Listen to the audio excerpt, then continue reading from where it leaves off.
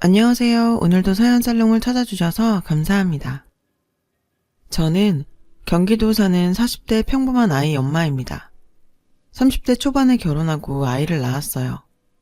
제가 어렸을 때 심장수술도 하고 몸이 약했던지라 아이는 하나만 낳기로 남편과 합의했어요. 아이 하나 낳고 평범하게 사는 듯 보이는 저희 부부였지만 사실 안으로는 곪은 것이 많았답니다. 남편과 저는 결혼하기 전 사내 커플이었어요. 저는 남편의 다정함이 마음에 들었었고 남편은 저의 당찬 모습이 좋았다고 하더군요.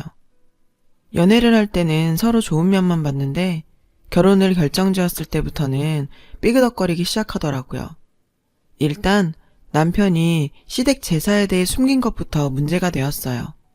저는 시댁이 제사가 그렇게 많은 줄은 몰랐거든요. 저희 아버님이 장손이라 일단 제사를 지내야 했고 친척들 제사도 이리저리서 가져와서 총 제사가 명절 제외하고도 8번이라는 겁니다. 이걸 결혼 몇 달 전에서야 저에게 알렸어요. 알고 나서 남편에게 펄펄 뛰면서 어떻게 그걸 숨길 수 있냐고 난리를 쳤지만 남편은 미안하다면서도 네가 할 게 뭐 있겠어. 걱정하지 마. 라는 뻔한 말만 했습니다. 그래요. 제사를 아무 말 없이 잘 지낼 수 있는 분들도 있겠죠. 중요한 문제잖아요. 잘 살아보려고 하는 거라면 당연히 결혼 전에 얘기하고 의논도 해야 하는 거 아닌가요? 너무나도 걱정이 돼서 남편에게 다시 물어봤죠. 도울 거 없어. 우리 엄마 그런 사람 아니야. 제사 없애고 싶어 하는 게 엄만데 설마 그걸 며느리한테 시키시겠어? 처음에 조금 돕는 척만 하면 돼. 그럼 서서히 오지 말라고 하실 거야. 미덥지 않았지만 결혼을 앞둔 그때에서는 별 다른 방법이 없었죠. 남편 말 믿고 결혼하는 수밖에는요. 결혼하고 신혼여행 갔다 오자마자 바로 제사 일정이 있더군요. 처음에는 처음이니까 갔습니다. 같이 집 온 며느리가 어머니 혼자 제사 지내게 하기는 너무 민망하더라고요. 그래서 한 번 갔었고 그러다 보니 2번, 3번이 되었습니다. 제사상도 얼마나 크게 차리시는지 제사만 지내고 오면 삭신이 쑤셨어요. 1년 정도 제사를 돕다가 더 이상 못하겠다고 손을 들었죠. 남편에게 통보를 하자 남편이 시어머님께 전달했고 즉각 시어머니께서 저에게 전화를 하셨어요. 회사에서 전화를 받는데 시어머니가 갖은 욕과 험한 말을 내뱉으시더라고요. 솔직히 결혼 전부터 교양이 있는 분은 아니라는 것 정도는 알고 있었지만 그냥 쿨하신 분이라고 생각하고 넘기곤 했었는데 그날 너무 충격적이었어요. 어디 남의 집에 시집와서 제사 지내니만이 하고 있어? 너 집에서 대체 뭘 배운 거니? 너희 친정도 참 알만하다. 저희 친정까지 들먹이는데 화가 났지만 한편으론 어머님께 제 마음을 그대로 다 보일 수는 없는 어려운 분이셨기에 제가 참았었네요. 그렇지만 회사 일도 그렇고 임신 준비도 그렇고 제사는 더 이상 못 돕겠다는 입장은 변함없이 내세웠습니다. 시어머니와 갈등이 끝에 끝까지 다다랐을 때 제가 마침 임신을 하게 되었어요. 남편이 임신 소식 전달하면서 이랬죠. 엄마, 정화 임신했어. 이제 제사 얘기는 그만해요. 정화가 유산기 있어서 절대 스트레스 받으면 안 된대. 그 얘기에 시어머니가 일단 항복을 하셨었죠. 제사 없이 지내다 보니 그렇게 편할 수 없더라고요. 일단 바닥에 쭈그려 앉아서 전 안 붙여서 돼서 좋고 제삿날 오는 손님들 술상 안 봐서 좋고요. 임신 때는 그래도 조용히 넘어갔는데 아이를 낳고 곧 있으려니까 다시 제사를 지내러 오라는 압박이 있더군요. 아기를 맡길 곳도 마땅치 않아서 어쩔 수 없이 직장을 관둔 상태였어요. 직장 핑계도 대지 못해서 한두 번 또 돕다 보니 어느 순간부터 제사일이 전부 제 몫이 되어 있더라고요. 어머님은 나이 드셔서 제사를 더 이상 지내기 싫으신지 저한테 하나둘 넘기시면서 꾀를 부리시고 시아버지도 저한테 제사 다 넘겨도 되겠다며 너스레 떠시고요. 그래서 남편과 갈등도 점점 심해졌어요. 남편은 제 편을 들어주지 않았습니다. 제가 제사 얘기로 불맨소리 하면 괜히 딴청만 부리거나 시어머니 불쌍하다는 소리나 하고 그랬어요. 참다 결혼 5년 만에 폭발해서 나 정말 더 이상 제사 못 지내. 그러니까 내가 진지하게 얘기 좀 하자고 했잖아. 별일 아니라며. 제사 이어가실 생각도 없다며. 당신이 알아서 해. 아니면 이혼해. 극단적인 카드까지 내밀었어요. 그때 사실 겁주려는 의도도 있었지만 어느 정도는 진심이었어요. 친정에서는 단 한 번도 지낸 적 없던 제사를 시댁 와서 매번 지내려니 너무 힘들더라고요. 남편은 제가 강수를 두자 이러더군요. 그래도 지금까지 해온 거 조금만 더 하자. 엄마 아버지 살아봤자 얼마나 사시겠어. 거참, 요새 인생은 60부터라고 하는데 저희 시부모님 겨우 60대신데 앞으로 살 날이 엄청 길 텐데 뭔 소린가 싶었습니다. 남편은 한숨을 푹 쉬면서 저만 포기하면 모두가 행복한데 정말 왜 그러냐고 절 탓하더군요. 남편인지 남의 편인지 꼴도 보기 싫더라고요. 그렇게 한동안 갈등을 하고 있는데 어느 날 남편이 술에 잔뜩 취해 집에 왔습니다. 깜짝 놀랐죠. 남편은 술을 잘하는 사람이 아니거든요.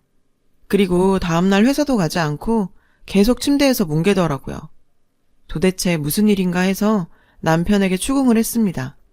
도대체 무슨 일 때문에 이렇게 술을 많이 먹은 것이며 회사는 안 가도 되는 거냐고요. 그랬더니 남편이 한숨을 푹 쉬면서 저에게 진실을 고백했습니다. 사실 말이야, 나 주식했어. 그 얘기를 듣는데 멍해지더라고요. 저는 전혀 상상도 못했던 일이었거든요. 그렇지만 침착하게 물었죠. 얼마나 있는데? 전 사실 몇백 정도 잃었겠거니 생각했는데 남편이 말을 계속 머뭇머뭇 못하더군요. 제가 공인인증서 있으니 다 뒤져보겠다고 협박한 끝에 남편이 밝힌 액수는 가히 충격적이었습니다. 처음에 회사 동료가 주식 소스 있대서 그거 우리 모아둔 돈 5천으로 시작했는데 그게 2억이 돼버렸어. 5천 잃고 1억 5천은 대출. 미안해 여보, 정말 내가 죽일 놈이야. 그 얘기를 듣는데 정신이 아득해지는 것 같았습니다. 세상에 2억이라니요. 5천 모으기도 정말 힘들었는데 2억을 잃었고 그중 대출이 1억 5천이라니요. 어떻게 저 몰래 그런 일을 할 수 있느냐. 남편을 붙잡고 때리고 소리 지르고 가든 짓을 다 했지만 남편이 날린 돈은 돌아오지 않았죠. 저희에게 남은 건 희망도 없고 빚뿐이었어요. 그뿐이 아니었죠. 남편은 그동안 숨겼던 일을 더 얘기했습니다. 사실 회사도 잘렸어. 동료들한테도 손을 벌렸었거든. 그게 좀 꼬여서. 결국 회사에 사직서 냈어. 지금은 일구하려고 하는 중이야. 전 몇 날 며칠을 울고 통곡하다가 간신히 정신을 차렸습니다. 남편은 제 옆에서 죽은 듯이 지냈죠. 회사도 잘려서 나갈 데도 없어서 저 스스로도 잘못한 건 아는지 집에서 죄인처럼 지내는데 그 꼴이 얼마나 보기 싫던지요. 어쨌든 아이는 키워야 하고 이혼 생각 수만 번 했지만 아이 생각에 차마 그렇게 할 수 없었어요. 남편의 잘못을 한 번의 실수라 생각하고 제가 한 번은 넘어가기로 했습니다. 그런데 넘어가는 건 그렇다 치고 문제는 돈이었어요. 남편도 더 이상 감당이 안 되니 저한테 말한 것이긴 한데 저도 비상금 1,000만 원 숨겨뒀던 거 빼고는 돈이 없었거든요. 5천 날린 거야 그렇다 치고 1억 5천 대출을 당장 갚아야 하는데 생각을 아무리 쥐어짜내도 달리 빌릴 곳이 친정, 시댁밖엔 없더라고요. 결국 친정에 염치 불고 전화해서 사정 알렸더니 당장 집으로 오라고 하시더군요. 저희 부모님 예전에 주식에 대인 적이 있어서 남편 호되게 꾸짖으셨어요. 그동안 사위 귀하다며 한마디 안 하셨던 분들인데 이번엔 달랐죠. 남편은 눈물로 빌고 결국 저희 부모님도 이렇게 된 거 교훈 삼아 살라는 말과 함께 노후 자금으로 갖고 계시던 1억을 내놓으셨어요. 차차 갚으라고 하셨지만 저한테는 받을 생각 없다고 하시더라고요. 그렇게 친정의 도움을 받았지만 5천을 해결해야 했습니다. 이젠 시댁이었죠. 이렇게 거지같이 돈 얻으러 다니는 거 너무너무 자존심 상하지만 시댁에서 설마 아들 문제인데 외면하진 않을 것이라 생각했어요. 전화로 대강의 상황 말씀드리니 역시 시부모님들도 크게 놀라시고 저희를 당장 오라고 하시더군요. 아이는 친정에 맡겨두고 저희 부부만 시댁으로 갔습니다. 시댁 가니 시부모님들이 한숨 푹푹 쉬시면서 인상을 쓰고 계시더라고요. 저희가 앉으니 대뜸 저한테 이러시더군요. 넌 얘가 이렇게 하도록 뭘 한 거냐? 어이가 없었습니다. 저 몰래 저지른 짓이고 남편이 원해서 경제권도 남편에게 다 줬던 것인데 제가 뭘 어쩐다고요. 화가 났지만 부부이니 저도 같이 죄인처럼 그냥 듣고만 있었습니다. 아휴, 남자는 여자하기 나름이야. 집에서 그런 관리나 해야지. 도대체 넌 뭐라고 지내는 거니? 그렇게 시어머니 시아버지께서 연타로 잔소리를 날리시는데 제 정신이 혼미해졌지만 그래도 꾹 참았습니다. 오죽 속상하시면 그럴까 싶은 마음도 있었어요. 아들 탓하긴 싫으니 며느리 탓하시는 것이었겠죠. 어쨌든 한바탕 잔소리가 끝난 후 본격적으로 돈 문제에 대해 상의를 하게 되었습니다. 그래, 얼마나 필요한 거야 대체? 시아버지가 거두절미 이렇게 말씀하시길래 제가 얼른 말했어요. 저희 친정에서 1억은 어떻게 도와주셨는데 앞으로 5천이 더 필요해요. 당장 이 직장도 없고 빚이라도 갚아야 다른 일이라도 시작할 것 같아요. 저희 친정부모님은 한바탕 야단을 크게 치시긴 했어도 그날로 바로 1억을 내주셨는데 시댁에선 의외로 며칠 기다려봐라. 생각 좀 하자. 라고 하시더군요. 오는 길에 남편도 면목 없는지 고개 푹 꺾고 있고 저는 한숨만 몇 번을 내쉬었어요. 하나 있는 아들인데 좀 도와주시지 하는 생각이 들었거든요. 그래도 설마 외면하시진 않을 거란 믿음이 그때까진 있었어요. 그런데 며칠 후 저희를 다시 부르시더니 시어머니께서 또 단도직입적으로 제안을 내세우셨어요. 좋아, 너희한테 5천은 빌려줄 수 있어. 대신 조건이 있다. 조건이 뭔데요, 어머니? 너 그동안 우리 집 제사 등한시했지? 이게 다 네가 조상 모시는 거 귀찮아해서 일어난 건지도 모르는 거야. 우리 제사 너희가 가져가고 정성껏 지내는 조건이라면 우리가 5천 주마. 어이가 없더군요. 이렇게 급박한 상황에 제사 타령이라뇨. 남편은 멍청하게 저만 보고 있더라고요. 보니까 다들 저한테 키를 던지고 결정해라 하는 상황이었네요. 할 말은 많았지만 다시 일어나기 위해선 어쩔 수 없이 그 제안을 받아들일 수밖에 없었어요.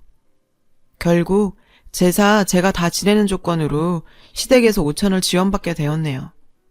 집에 오는 길에 정말 내가 무슨 잘못으로 이렇게 살아야 하나 심란했었어요.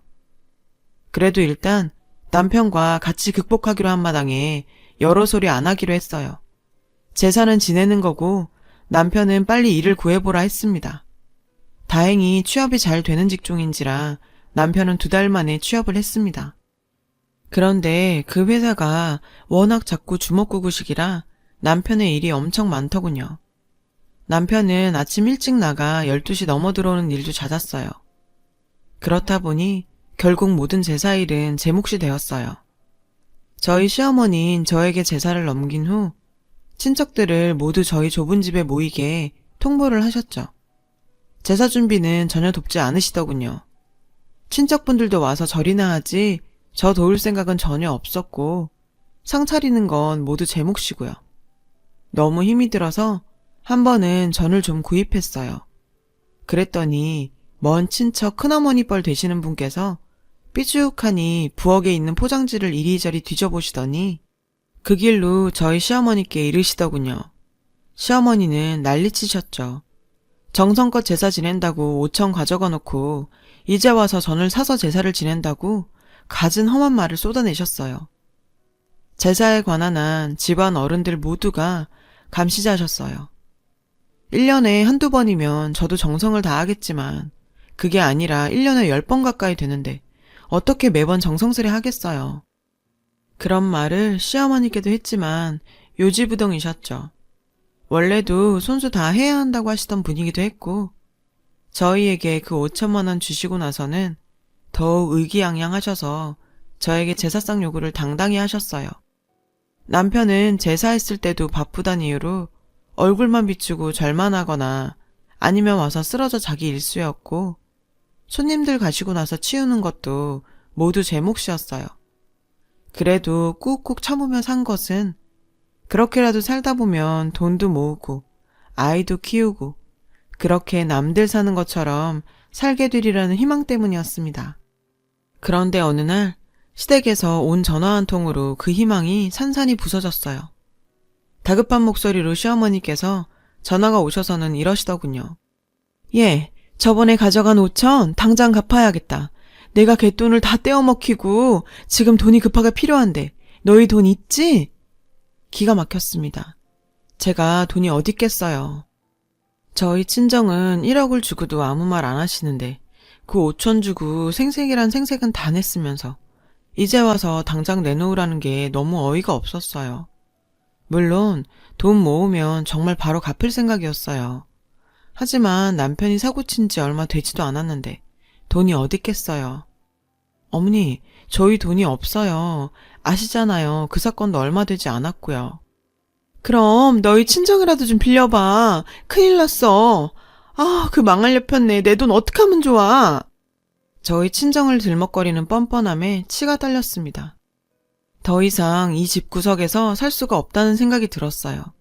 신혼 때부터 생겼던 트러블들, 명절 제사에 제가 성의 없다는 이유로 받았던 모욕들도 떠올랐고, 무엇보다 남편이 주식 문제 벌이고 나서 시댁에서 재산 넘기려고 머리 쓴 것도 너무 배신감이 들었었고요.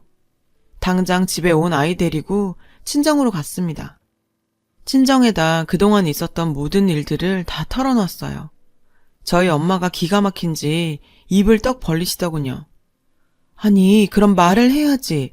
넌 어쩜 그런 얘기를 한마디도 안 했니? 엄마가 그러시더군요. 제가 무던한 성격인 줄 알았지만 이렇게 바보 같은 데가 있는 줄 꿈에도 몰랐었다고요. 네가 뭐가 모자라서 그런 취급을 받고 살아? 당장 때려쳐! 흥분하던 엄마 옆에서 계속 듣고만 계시는 아빠가 조용히 그러시더군요. 그런 집에서 더 이상 고생할 것 없다. 안 그래도 너한테 말하려고 했는데 이제 너 그렇게 살지 않아도 남부럽지 않게 잘 살 수 있어. 아빠, 그게 무슨 소리야? 저희 친정도 시댁보단 사정이 낫지만 그냥 평범한 서민집인데 남부럽지 않게 산다는 게 무슨 뜻인가 했어요. 그랬더니 엄마가 슬그머니 미소를 띠시더라고요. 너희 아빠 왜 전에 동창들이랑 지분 나눠서 10명이서 땅 사뒀던 거 기억나지? 그때 내가 엄청 뭐라고 했었잖아. 그런 땅을 왜 사냐고. 그런데 이번에 그 땅 재개발돼서 10명 다 떼부자 되게 생겼어. 알아보니 거의 확정적이더군요.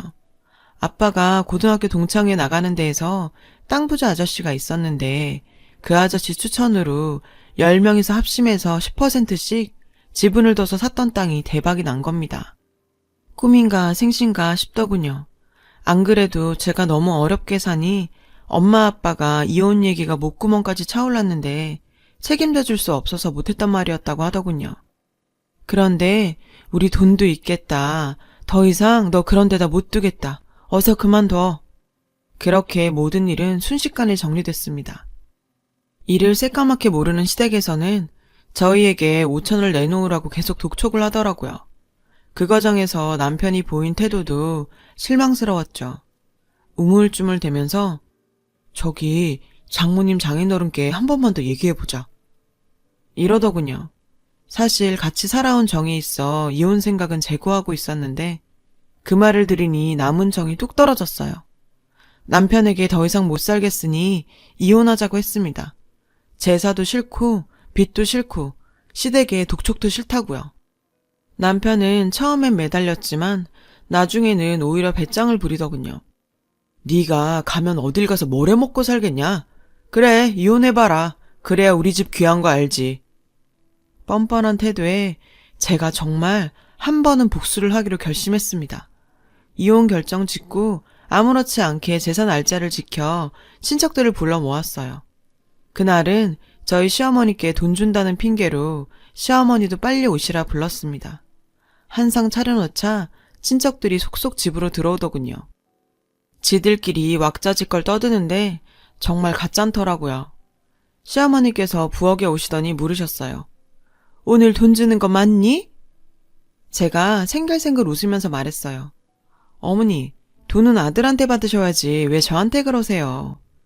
제가 난데없이 버릇없이 구니까 시어머니께서 당황하시더라고요. 곧 마구 화를 내시더군요. 제가 무슨 돈이 있겠니? 너희 친정이라도 말해보라니까. 돈이 급해 죽겠는데. 부엌에서 언성이 커지니 친척들이 슬슬 눈치를 보더군요. 친척들이 웅성웅성거리는 그 사이를 비집고 가서 제사상을 들어서 와장창 엎어버렸습니다. 시어머니는 고함을 지르시고 친척들은 다들 기겁을 하더군요. 제사상을 엎고 난장판이 된 와중에 눈앞에 보이는 조기 2마리를 집어들어서 시어머니 면상에 던져버렸습니다. 조상귀신이랑 같이 이거나 잡숫고 정신 차리세요. 어디서 우리 친정들 막거리면서 돈 내놓으라 말아요. 저 사람이랑 저 이제 남남이니까 당신들끼리 제사 잘 지내봐요. 조상귀신 귀하다고 어디 남이 집 귀한 자식 들여다 이렇게 부려먹어요. 당신네들 조상은 그렇게 가르쳤어요? 그래서 다들 잘 살고는 계시고요? 전 더러운 이 집구석 이제 나갑니다. 아이는 친정에 맡긴 상태였기에 저는 몸만 훌훌 털고 나왔죠. 뒤에서 웅성거리는 소리들이 울려 퍼졌어요. 남편에게 도대체 이게 무슨 일이냐고 묻는 말들이었죠.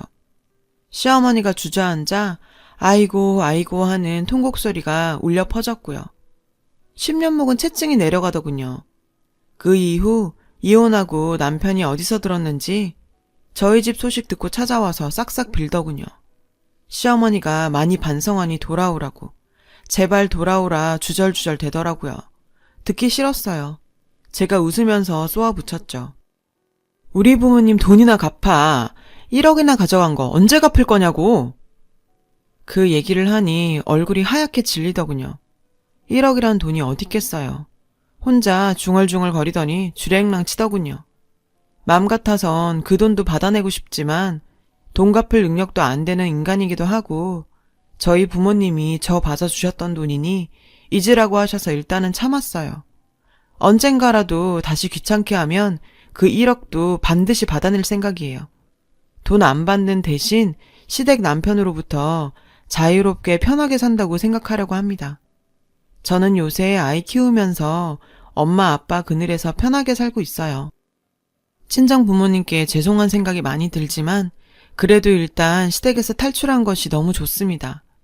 제가 보답할 길은 엄마 아빠께 어떻게든 잘 살아서 아이 잘 키우면서 효도하고 사는 거 그것뿐인 것 같네요. 제 이야기를 들어주셔서 고맙습니다. 들어주신 여러분도 행복하세요. 여러분, 사연 댓글에 응원과 현명한 조언 부탁드려요. 좋아요와 구독은 저에게 큰 힘이 됩니다. 오늘도 좋은 일 가득하세요.